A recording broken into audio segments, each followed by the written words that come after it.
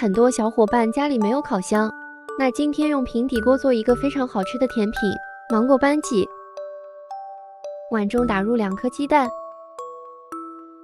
，20克白糖，先用蛋抽给它搅拌均匀，让白糖全部融化。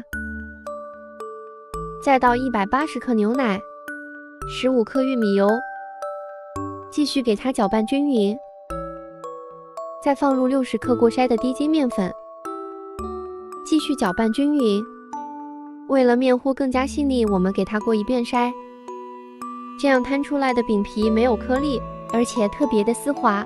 一定要用平底不粘锅，舀一勺面糊，轻轻的给它晃动。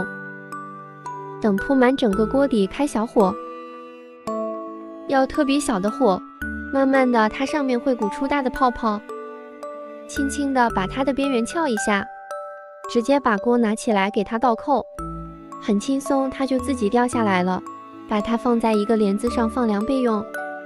准备一个大点的芒果，先把它去皮，然后给它切块，这个块切的稍微大一点，别太小了。切好后放在盘子里备用。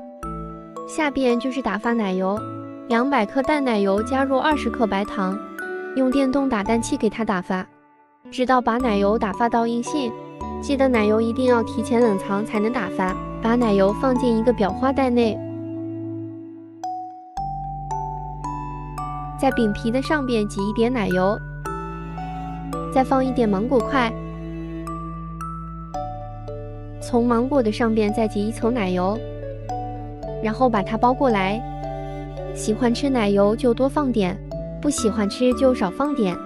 一个芒果班戟就做好了。全部做好后放在冰箱里冷藏2个小时再吃，口感会更好。